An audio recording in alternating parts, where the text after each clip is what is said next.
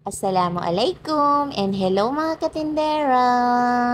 Tindahan serye for today's ganap. Bawat paninda na tinitinda namin ay alam na namin kung ano yung fast moving or yung pinakahinahanap ng mga tao. Kaya naman pag kumukuha kami ng stock, yun po yung aming dinadamihan para po madaling maubos at madaling makakuha and then mabilis tayong kikita. Alhamdulillah!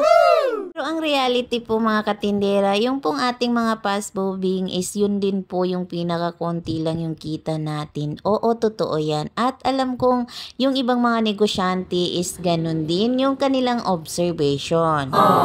Yung mga stock naman namin mga katindera na medyo maganda yung kikitain namin doon is medyo matagal siya mabenta.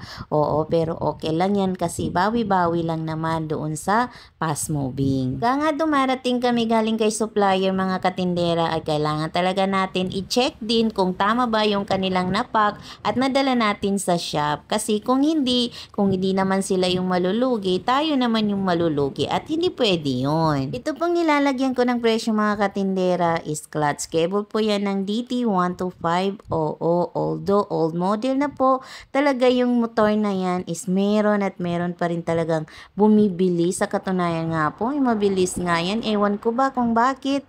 Yan pa rin yung ginagamit nila siguro. Maganda rin po yung performance na ganyang mga motor. Parehas nitong motor ay yung HD3 nga po. Super old na pero marami pa rin bumibili ng kanyang pesa. So yun lamang. Happy earning!